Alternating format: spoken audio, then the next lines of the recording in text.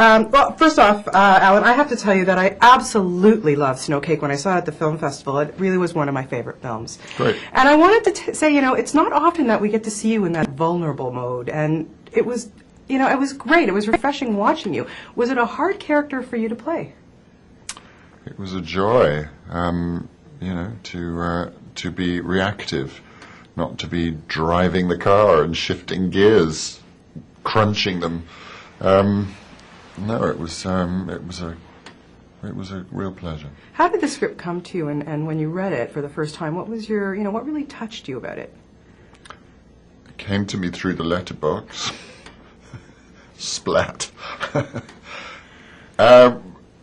And what touched me, well, great writing is always the thing that will get me to turn the pages.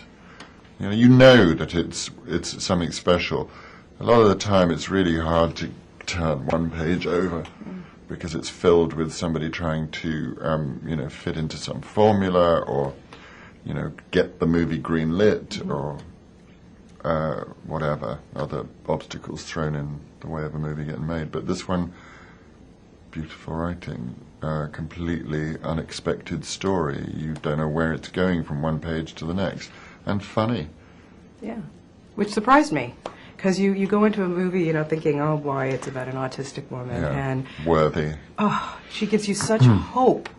Did you find that when you read that? Absolutely.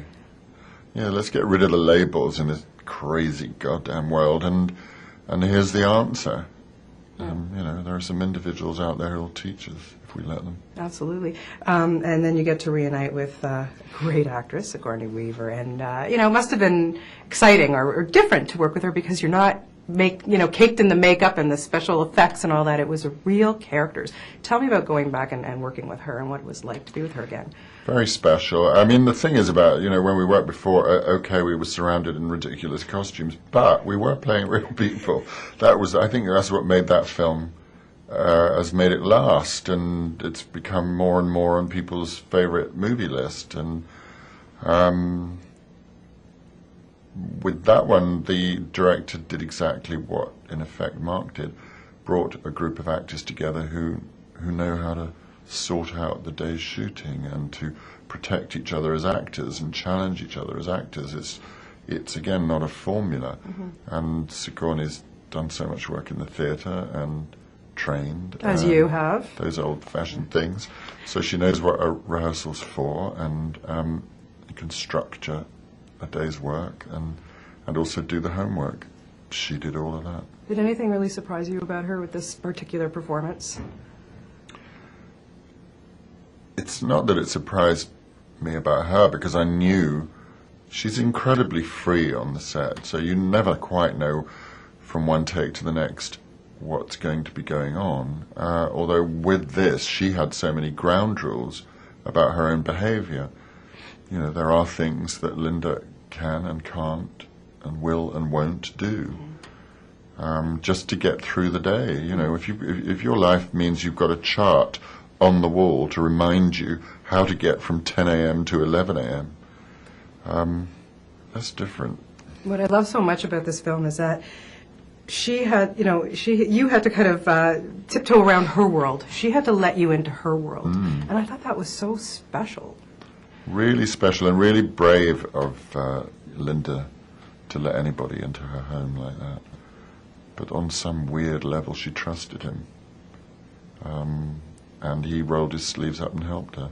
I particularly love the Scrabble scene. Do you remember shooting that? Great scene. Great writing, because they're equals at that point.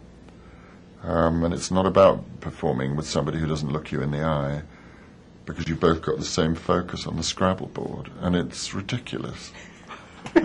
Some great words came out of that scene. And then you get to roll around with Carrie-Anne Moss. I mean, come on, how good is life for you, Alan Rickman? Well, I thought those days were over. But fortunately, we both had a clause in our contract which said the sheet stays up here. What it looked like? You had fun. I mean, you got to shoot in Wawa, Ontario. How was that? We loved it up there, yeah. It was like the whole town became family.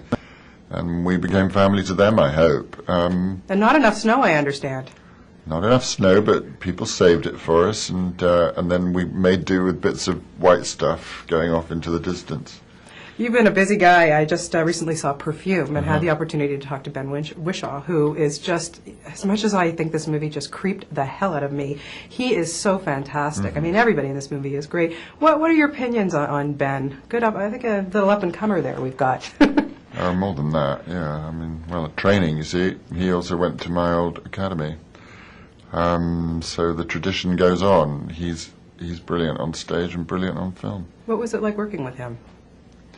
I had very little to do with him because, of course, the story is who is this person who wants to kill my daughter? And then the first time we meet is surrounded by 2,000 naked people. Yeah. Interesting. It's a challenge. And also, we're going to see you in Nobel Sun. Now, that's one intrigues me because that sounds like you had some fun with that one as well. I did. That's a terrific piece of work. Yeah, good fun. And fake teeth. I had fake teeth. I got on the plane with no character.